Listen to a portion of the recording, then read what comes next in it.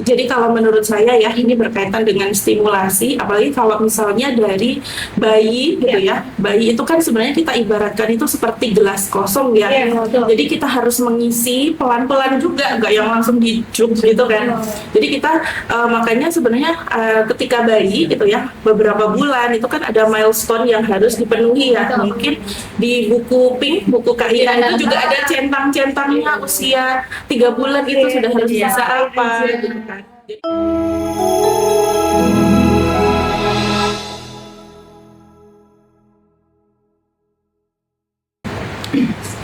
Halo Sobat Bangsa, kembali lagi di Teras Bangsa.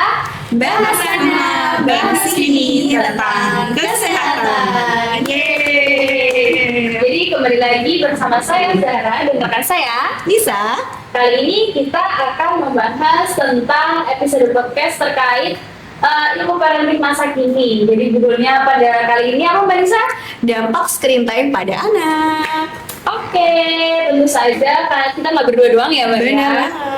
Kita ada narasumber yang expert nih, sesuai dengan bidangnya nih, udah pada jago-jago nih buat sahabat bangsa yang ada di rumah. Sebelumnya kita kenalin dulu ya Dok ya. Halo, ada Kak Putri, bisa kenalin dulu? Halo, perkenalkan nama saya Putri Sriatil Jana dan di sini saya sebagai orang tua dan juga sekaligus dosen di bidang kesehatan. Mantap. Ya, oke. Dan yang tidak bukan ada Dokter Devi, bisa dikenalin dulu Dok. Ya, salam kenal, saya Dr. Devi, dokter umum di Puskesmas Banguntapan 1 sebagai PT Klaster 2. Ya. Mantap banget, jadi selain ilmuannya, tentu aja ada pengalaman pribadinya juga ya. Tentu aja sobat bangsa ini tidak akan bias ya. Pasti dong. Objektif dan subjektif, jadi komprehensif banget. Ya, betul banget nih. Nah, untuk kita mulai podcast hari ini ya, kita langsung aja nih ya ke materinya gitu. Ada Kak Putri dengan Dokter Devi gitu ya. Nah, sebagai orang tua gitu ya, kira-kira nih panjenengan berdua itu menerapkan enggak nih tentang kelonggaran screen time pada anak? Boleh dari Kak Putri dulu? Oke, terima kasih atas pertanyaannya. Kalau saya sendiri ya, ini berdasarkan pengalaman saja, untuk dengan sengaja gitu ya, saya tidak menerapkan untuk screen time. Namun kalau misalnya anak-anak itu kan pasti kadang-kadang tetap kepo dan juga tetap ingin tahu lingkungan sekitar. Ya. Zaman now gitu ya? Betul, apalagi sekarang untuk orang tua ya bundanya kan pasti selalu memegang handphone ya. Nah, Dan apa sih yang ada di HP-nya? Nah, kalau misalnya untuk anak-anak itu biasanya kami paling minim sekali mereka kalau misalnya mau nonton harus yang objeknya tuh benar-benar apa ya nyata gitu. Jadi bukan kartun ataupun video-video Animasi gitu cepat ya? animasi itu bukan, tapi benar-benar hewan ataupun manusia seperti itu. Jadi yang real gitu Dokter Zara ya berarti ya. Kalau dari Dokter Devi ini gimana Dok? Jadi kalau saya sendiri sih ya sama seperti Kak Putri tadi, karena ya di zaman sekarang hampir semuanya punya gadget ya. Lagi kita juga pasti megang gadget, pasti anak-anak penasaran gitu, apalagi mulai usia toddler gitu. Nggak bisa benar-benar nggak lihat itu memang sulit. Biasanya kita yang pertama pembatasan waktunya juga, karena kan pasti ada rekomendasi juga biasanya dari usia segini berapa, apalagi kemarin sempat COVID itu juga kan ada perlu PJJ itu kan biasanya juga ada rekomendasi. Terus juga mungkin jenis tontonannya itu juga, karena kan sekarang bahkan ada yang tontonannya itu kadang udah nggak sesuai dengan usianya kayak gitu. Jadi paling memperhatikannya di situ, kelonggarannya di situ. Jadi kalau screen time itu kan pasti butuh aturan ya. Nah sebenarnya dari yang tadi aturan-aturan itu, kalau screen time itu sebenarnya berpengaruh nggak sih Dok? Atau dari Kak Putri gitu untuk perkembangan otak anaknya gitu? Mungkin dari Dokter Devi dulu. Kalau sebenarnya pasti ada plus minusnya. Betul. Untuk nilai plusnya pasti karena sekarang banyak media edukasi, e-learning gitu. Ya banyak sekarang tuh misalnya worksheet misalnya itu biasanya untuk anak-anak. Mungkin itu bisa nilai plus, tapi kalau untuk yang mungkin video atau apa kayak gitu, misalnya dia pure hanya untuk ditonton, tidak bisa interaktif, tidak interaktif, itu bisa mengganggu ke perkembangannya, terutama mungkin untuk anak-anak kan sangat butuh untuk timbal balik ya, untuk perkembangan bahasanya, untuk berartinya. Tapi kalau nggak ada itu, dia cuma fokus mendengarkan, melihat aja. Nggak ada feedbacknya gitu ya, Dok, ya? Kayak gitu. Mungkin lebih ke sana efeknya. Jadi ada plusnya kalau memang itu tujuannya untuk learning dan memang tetap ada batasannya gitu. Tapi kalau berlebihan ya itu tadi mempengaruhinya ke perkembangan. Empatinya mungkin juga jadi kurang ya, Dok, karena cuma satu Jadi arah. sosialnya jadi berkurang karena harusnya sesama manusia dia. Kan kalau misalnya ini kan dia kayak cuma menerima mentahnya ya. Dia kayak cuma dengerin aja kan. Cuma satu arah aja Betul. Oke. Terus kalau misalnya nih, kalau kadang kan di zaman yang sekarang nih sibuk banget ya orang tua dengan segala macam tuntutan, sekolah juga makin mahal, otomatis perlu bekerja. Terus biasanya pada dikasihnya ini sejak kecil nih atau sejak bayi. Iya, kadang-kadang dari bayi gitu ya, maksudnya. Itu kira-kira bisa nggak sih, Dok, mempengaruhi perkembangan koneksi sarafnya gitu? Bisa kayak neural pathway-nya atau gimana kayak gitu? Biasanya sih lebih ke ini kan pasti bentuknya seringnya visual ya. Dan kadang kalau misal ada warna-warnanya terlalu mencolok atau mungkin dia progresnya terlalu cepat, itu juga mempengaruhi proses perkembangan dari si otak anak itu sendiri gitu. Jadi dia belum selesai ini udah ganti lagi gitu. Jadi mempengaruhi fokusnya nanti. Jadi biasanya anak-anak jadi susah fokus akhirnya jadi kalau sekarang mungkin short itu ya, jadi konten short itu jadinya Dan buat baca lama gitu. Jadi ya fokusnya tadi tuh pada tidak kayak orang zaman dulu gitu ya, Dok, ya. Kadang kan kalau bisa dia nanti bagusnya lama, paling nantinya sekolah kan. Terus kalau misalnya baca kayak gitu kan jadi malas karena terbiasa nontonnya video. Iya, benar-benar. Nah, sekarang untuk Kak Putri gitu ya. Nah, kan tadi udah dibahas sama Dokter Devi gitu ya. Fokusnya tuh jadi berkurang nih. Nah, kalau misalkan dari bayi gitu ya, bahkan balita, batita gitu, stimulasinya tuh kebanyakan dari layar nih. Kira-kira bisa menggantikan nggak sih stimulasi yang dari manusia gitu? Gimana, Kak Putri? Jadi kalau menurut saya ya ini berkaitan dengan stimulasi, apalagi kalau misalnya dari bayi gitu ya. Bayi itu kan sebenarnya kita ibaratkan itu seperti gelas kosong ya. Jadi kita harus mengisi pelan-pelan juga, nggak yang langsung dijuk gitu kan. Jadi kita makanya sebenarnya ketika bayi gitu ya, beberapa bulan itu kan ada milestone yang harus dipenuhi ya. Mungkin di buku Pink, buku KIA itu juga ada centang-centangnya usia 3 bulan itu sudah harus bisa apa gitu kan. Jadi bukan yang dari 3 bulan, aduh mama bapaknya sibuk, apalagi kalau misalnya bekerja 3 bulan sudah selesai cuti melahirkan misalnya, aduh anaknya harus digimanain. Nah sebenarnya kalau menurut saya itu menggantikan ya peran dari orang tua itu tidak bisa ya, karena tadi yang seperti disampaikan oleh Dokter Devi, kalau hanya screen time itu dia satu arah gitu kan. Kalau misalnya manusia itu, apalagi untuk bayi belum bisa ngapa-ngapain, belum bisa ngomong, itu kan harus kita berikan pengetahuan, kita ajari untuk mengenalkan ini benda apa, ini lampu dan sebagainya. Jadi itu kan merupakan komunikasi, harus ada tatap muka gitu ya, tatap muka.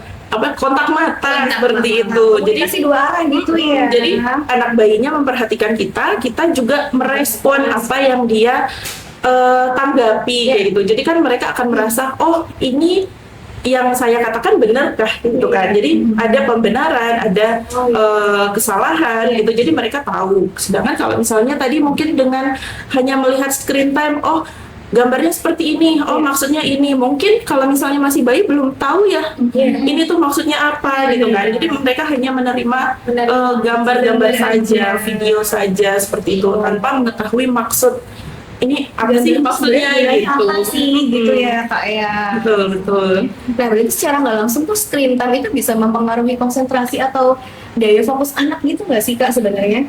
Sangat bisa ya, tadi sudah sempat disinggung juga oleh Dokter Devi ya. Jadi bisa mempengaruhi fokus, kemudian mungkin bisa mempengaruhi bahasa ya. Jadi karena dia terlalu fokus dengan handphonenya, dengan tontonannya, jadi dia tidak bersosialisasi. Kan fungsinya untuk sosialisasi itu adalah dia membangun banyak kosakata ya, Dokter ya. Jadi misalnya kita tahu orang tua kita itu panggilannya ayah, ibu, papa, mama, itu kan merupakan salah satu yang harus diajarkan. Jadi kalau misalnya untuk bahasa kata-kata itu terhambat, kemudian dia hanya fokus pada ponsel saja. Jadi kayak fokusnya tuh misal menatap sesama temannya saja, sosialisasinya gitu interaksinya ya. saja kadang-kadang kadang-kadang kita kalau berinteraksi kontak mata gitu, dia tuh kadang kemana-mana matanya tuh susah fokus. Jadi nggak bisa fokus itu tadi ya. Susah duduk dengan tenang, bermain dengan tenang, itu sangat mempengaruhi kalau menurut saya.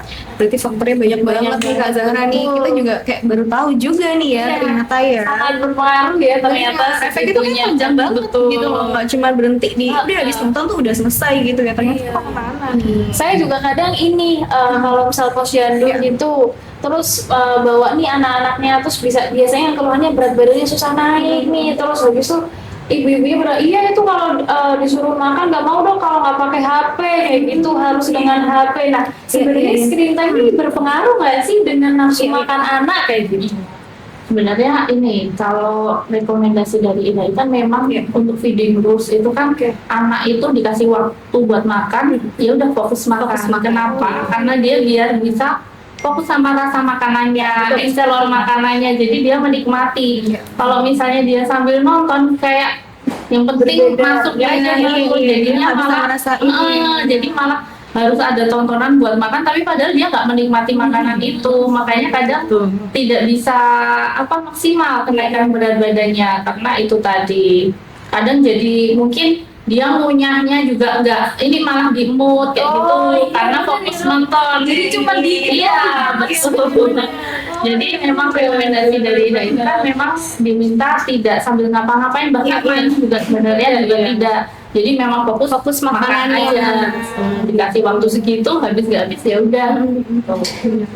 Kayak jangan kan anak-anak gitu loh, kayak orang dewasa aja tuh. Kadang-kadang kita makan sambil ngapain, sambil laptopan, sambil itu nggak kerasa ya. Tadi saya makan apa ya kok rasanya? Bedanya kalau di anak susah berat badannya naik, kalau di orang dewasa Tiba-tiba jadi nggak kerasa kalau udah makan banyak gitu ya. Terus ya berarti kayak gitu berpengaruh juga ya sama tumbuh kembang anak, dok? Iya, apalagi kalau misalnya usia anak kan selain membahasa, tadi fokus juga mungkin sensoris motorik kan juga lagi berkembang ya. Kalau misalnya dia diem aja, nggak ada motoriknya kan jadi nggak maksimal, malah akhirnya bisa sedentary juga, bisa jadi ke overweight juga. Cuma misalnya jadi nggak distimulasi sama seperti yang disampaikan Mbak Putri. Iya ya, stimulasi tadi ya Mbak Putri udah bisa berpengaruh dengan nafsu makan si anak, tumbuh kembang. berarti secara garis besar nih kayak kalau anak tuh screen time berarti juga bisa menurunkan fokus atau prestasinya si anak nggak sih Kak Putri gitu? Oke, jadi kalau misalnya tadi kan fokusnya ini bisa terganggu gitu ya. Jadi sebenarnya fokus terganggu, kemudian emosionalnya itu juga terganggu ya Kak. Jadi kayak misalnya yang seharusnya itu fokus belajar gitu kan, kemudian misal orang tua selalu memberikan waktu untuk belajar gitu kan, tapi karena biasanya seseorang ataupun anak-anak yang sudah terpapar screen time itu kan pinginnya nonton lagi gitu ya Kak. Jadi kalau misalnya dia tidak dituruti ya dok ya untuk pemenuhan screen time-nya, bisa saja nanti dia ada istilah tantrum ya, tantrum, guling-guling, ngamuk-ngamuk sama orang tuanya gitu kan. Jadi kayak misalnya ini pengalaman pribadi juga ya, mungkin hanya kita berikan untuk video-video yang nyata saja gitu kan, tapi ketika dia sedang asik untuk menonton, kemudian kita batasi atau kita sudahi gitu kan, tiba-tiba ngamuk kan. Nah itu yang sebenarnya tidak diinginkan untuk dampak jangka panjangnya seperti itu. Jadi emosinya itu yang harus dikelola juga dari kecil sebenarnya gitu. Jadi selain mengelola emosi si anak juga orang tua juga harus juga itu sih. Kadang nggak tega kan mau seperti itu anaknya. Cuman ya demi kebaikan anak itu. Tadi kayak udah sambung ya dok ya. Terus kalau orang-orang tuh suka pada ngomong brain rot. Nah itu tuh kira-kira apa sih gitu? Bisa dijelasin ke sahabat Belsa? Oke, kalau brain rot itu sebenarnya mungkin bukan istilah medis yang klinis banget ya dok ya. Iya. Jadi itu mungkin istilah yang familiar, yang memang itu digunakan ya oleh masyarakat ketika seseorang itu merasa kelelahan. Jadi kelelahan otak karena Capek gitu ya. capek, tapi karena ya yang ditimbulkan karena efek dia sendiri gitu. Misalnya kecanduan untuk screen time ya. Walaupun sebenarnya dia seneng kayak gitu ya, scrolling gitu kan. Tapi sebenarnya otaknya tuh capek juga kan, kayak terlalu banyak informasi yang di overstimulate gitu ya. Overload gitu ya. Kemudian kan sekarang di internet itu sudah banyak sekali kan tayangan-tayangan, kemudian yang video singkat. Betul. Itu kan belum tentu yang sebenarnya itu Reels belum tentu itu yang untuk anak-anak, untuk bayi ataupun untuk balita gitu. Jadi kayak dia sebenarnya seneng antem, tapi di dalam pikirannya tuh kok Kemana-mana memprosesnya gitu, makanya nanti akan berdampak ke sulit fokus, kemudian emosional terganggu, ya, kemudian kok jadi kayak ngomel-ngomel terus gitu. Jadi tantrum juga ya, kelihatannya diem aja tapi ternyata otaknya tetap ini bekerja keras. lagi ngeloading yang satu tontonannya udah ganti lagi topiknya gitu. Pemrosesannya itu tidak sesuai dengan semestinya begitu Ya. Betul. Oke, jadi mungkin karena tadi udah dibahas ya kayak misal apa aja nih dampak-dampaknya ya. Mungkin kita langsung aja nih, sebenarnya gimana nih caranya kalau udah terlanjur nih, udah mulai nih anak-anak kayak timbul ada gejala-gejala, wah ini udah kecanduan nih, gimana gitu. Mungkin dari dokter Devi dulu. Kalau saya sendiri sih memang mungkin dari pengalaman ya, emang kitanya yang harus strict. Jadi jangan Orang tua terbuai, jangan terbuai oleh apalagi kalau udah mulai bisa negosiasi anaknya, satu lagi dong mah, atau mungkin berapa lagi kayak gitu. Biasanya kayak gitu, nambah satu lagi ya gitu. Kalau enggak ya enggak. Jadi kita menetapkan sendiri misalnya gitu ya. betul, jadi harus kompak juga bapak ibunya, jangan sama ibunya nggak boleh, sama bapaknya boleh. Itu harus gitu ya di misalnya maksimal sehari berapa menit kayak gitu, atau mungkin jenis tontonannya yang boleh, pasti pasti tahu ya anak-anak tuh harusnya yang mana gitu. Apalagi sekarang bahkan ada yang mengakses video yang dewasa itu kan yang ditakutkan. Jadi jenis tontonannya itu tadi yang jadi memang harus kompak bapak ibunya itu tadi, dan itu tadi jangan terbuai sama rayuan anaknya supaya untuk nambah itu tadi. Jadi kayak harus tega gitu Iya, karena memang dampaknya kan panjang. Iya, betul. Kalau dari Kak Putri mungkin ada tambahan? Oke, kalau dari saya tadi selain pembatasan dan juga orang tua harus kompak, itu kita juga harus rajin dalam arti mendampingi anak. Tadi kita sudah pembatasan, kemudian kita juga harus mendampingi. Jadi mendampingi dalam arti mungkin ketika bayi itu masih 0 bulan sampai berapa ya, misalnya 2 tahun, kan kita stimulasi terus ya. Kemudian udah 2 tahun kayaknya udah agak gede nih, udah bisa dah dilepas gitu kan. Kemudian kita tidak mendampingi untuk bermain bersama gitu kan.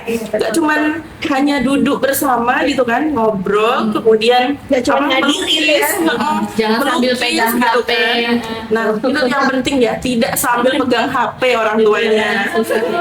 Duduk bersama bukan untuk pegang HP salah satu atau keduanya. Lampu gitu di atas ya. Iya, sambil pegang handphone. Ya, karena kan yang dibutuhkan anak itu bukan hanya hiburan ya, tapi kehadiran orang tua itu juga. Karena saya kan di sini tinggalnya sama orang tua, sama ayah bunda gitu kan, bukan sama handphone. Handphone kan nggak bisa ngapa-ngapain. Gitu. Jadi kalau menurut saya memang kita itu juga harus hadir gitu ya, membersamai anak-anak yang yang ada di dalam rumah kita seperti itu. Betul. Emang sulit sih ya dok ya. Agak ego juga kan, kita tetap pengen nonton. Ada kalau udah capek bekerja maunya gitu me time aja di rumah. Gitu. Jadi selain anak-anak yang belajar tuh ternyata orang tua juga ikut belajar gitu ya Kak Putri, Dokter Devi ya. Nah, kalau tren yang lagi booming nih kan lagi banyak banget screen time. Nah, kira-kira nih ada gambaran nggak nih buat generasi anak-anak zaman sekarang 10 sampai 20 tahun ke depan tuh kira-kira gimana nih dari gambaran Kak Putri atau Dokter Devi gitu? Udah kelihatan belum nih Dok di terlalu mikir Tergantung pemanfaatannya mungkin ya, pemanfaatan screen time-nya kayak gimana. Kalau misalnya dia dimanfaatin untuk positifnya ya itu tadi bisa mungkin untuk e-learning itu bisa membantu kegiatan akademisnya. Tapi kalau berlebihan ya bisa jadi stimulasinya kurang, dia juga akademisnya turun kayak gitu. Apalagi kalau 10-20 tahun berarti kan usia-usia sekolah dengan masih sekolah, kuliah atau mungkin udah mau kerja gitu. Ya betul. Betul ya, berarti memang tergantung ya Kak ya. Tergantung nih Dok nih, tergantung dulu nih gimana orang yang dokter ya kembali lagi gitu. Kalau Kak Putri ada kayak proyeksi lain mungkin Yang tadi memang ya berkaitan dengan kualitas tontonannya juga. Nah, berkaitan dengan kualitas ataupun penggunaan. Jadi sekarang itu kan banyak ya anak-anak SD itu yang jurusannya multimedia. Nah, multimedia itu kan teknologi banget kan. Terus entah yang mulai dia merancang, bahkan sekarang ada yang coding-codingan. coding ya, saya tuh nggak ngerti banget itu gimana ya. Kita coding dari zaman SMA kan kayak boleh nggak bolos? Bener-bener. Tapi kalau sekarang SD pun itu sudah ada coding-codingan, berarti kan kita harus juga mengenalkan gitu ya. Oh ini loh penggunaan teknologi gitu kan. Kemudian nanti kalau misalnya tadi ya ada penggunaan yang baik dan juga naudzubilahnya dampak buruknya gitu kan. Nanti kalau misalnya dampak buruknya bisa saja ada gangguan tidur. Tadi mungkin gangguan tidur itu juga bisa mempengaruhi tumbuh kembang anak bayi balita ya. Jadi berat badannya tadi ya mempengaruhi gitu ya. Karena sebenarnya untuk tumbuh kembang ataupun berat badan yang optimal itu bukan hanya dari makanan ya Dok ya, tapi dari kualitas tidur. Nah, kita nih orang dewasa ya, kita merasakan kalau belum tidur ketindihan HP karena ngantuk masih belum tidur kan. Nah, itu. Jadi kayak kalau anak-anak juga sebaiknya mau tidur itu bukan disuguhkan tontonan, tapi mungkin didampingi untuk bercerita gitu kan. Kemudian mengulas kembali aktivitasnya, apalagi kalau apalagi kalau sudah sekolah ya, udah ketemu teman-teman, gimana di sekolah dan sebagainya gitu. Kadang-kadang kita yang lupa, kita langsung tidur, langsung kemas-kemas, suruh ini gitu itu kan. Jadi kayak bagaimana kualitas kita, kemudian nanti anak-anak ini kira-kira akan seperti apa sih kalau misalnya kita terus suguhkan tontonan-tontonan seperti itu. Sebenarnya ada dampak baik dan juga dampak buruknya. Karena juga kita sebenarnya di zaman sekarang ini nggak bisa juga gitu ya Dok ya Kak Putri ya, kalau untuk stop gadget jangan sama sekali itu kan nggak bisa gitu, karena kita hidupnya di zaman gadget, di zaman modern gitu sahabat Balsa. Dari tadi kan sebenarnya yang dibahas kayak poinnya kualitas tontonan dan durasi. Nah sebenarnya nih yang lebih bahaya tuh durasinya lebih lama atau kontennya yang tidak sesuai dengan usia. Pilihan sulit ya. Mungkin yang lebih ke efeknya tuh mungkin jenisnya kali ya.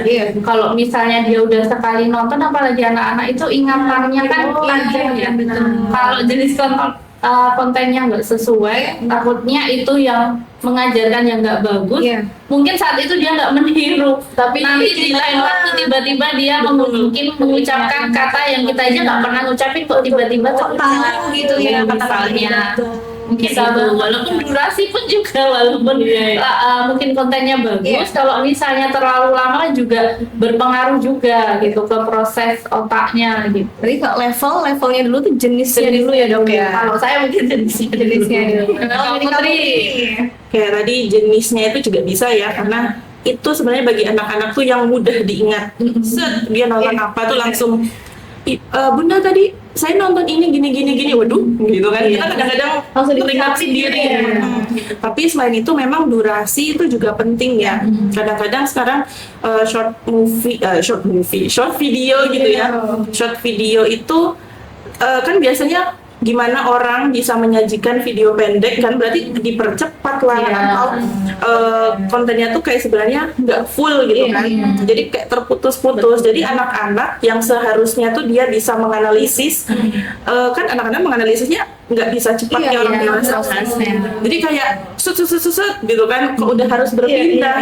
Kadang-kadang waktu yang singkat tapi durasi dia menonton itu bisa mempengaruhi dia keasikan, tadi bisa menimbulkan sedentary, dia malas ngapa-ngapain, kemudian malas berinteraksi, pernah dipanggil kadang-kadang tidak nyaut ya, nah, itu kayak gendek sendiri kan, kita yang ngajarin tapi ya Bisa juga jadi speech delay gitu, bisa juga. ya jadi keduanya itu harus benar-benar dibatasi ya dokter.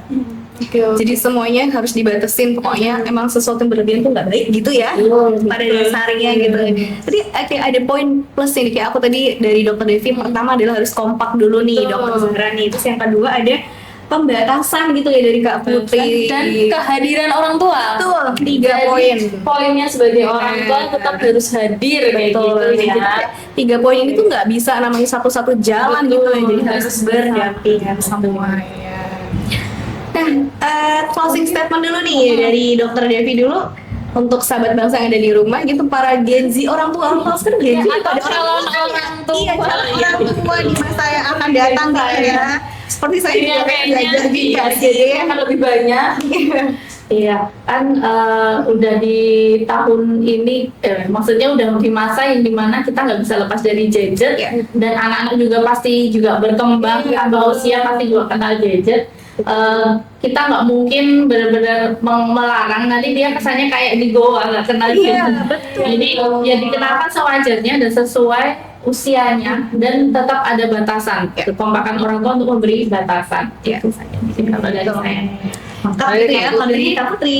Oke, kalau dari saya mungkin lebih pada kita harus mengisi tangki cinta, atau bahasa apa ya? Bahasa love language ya. Jadi bukan hanya orang besar aja yang punya love language ya. Jadi anak-anak itu juga punya love language, yaitu kita harus memberikan hadiah misalnya, tapi tidak perlu yang setiap hari ya dok ya. Harus memberikan hadiah, reward gitu kan. Kemudian ada afirmasi positif gitu. Kemudian memberikan sentuhan-sentuhan fisik, pelukan gitu kan. Itu kan juga sangat dibutuhkan. Touch-nya gitu ya. Iya, kemudian HP-nya touch-nya sama HP. iya, undang-undang sekarang touchscreen ya. Iya. Ya, jadi memang tangki cinta anak itu harus terisi setiap hari ya. Jadi karena anak-anak tantrum itu mungkin karena ada beberapa tangki cinta yang kosong atau kurang. Jadi dia tuh harus mendapatkan perhatian orang tuanya yang megang HP terus gitu kan. Karena dia kekurangan tangki cinta tersebut. Berarti Mantap kalau gitu ya. disimpulkan intinya Betul orang banget. tua ini strict, tegas, tapi tetap sayang dengan memenuhi Love tank-nya tadi. betul atau tadi cintai anak-anak supaya mereka jauh ya dari dampak-dampak buruk. Jadi memang harusnya didampingi dan terus diberikan love language dan juga love tank-nya diperbanyak. Gitu ya, gitu dok. Oke, jadi mantep banget kayaknya ini semua sudah komprehensif udah dan lengkap take banget home gitu message-nya ya. itu udah jelas banget. Jadi jangan lupa tetap tonton Teras Bangsa karena kita akan selalu memberikan informasi yang singkat tapi Jangan lupa di like, komen, dan subscribe. Sampai jumpa lagi di episode selanjutnya. Bahas sana, Bahas ini tentang kesehatan. Terima kasih.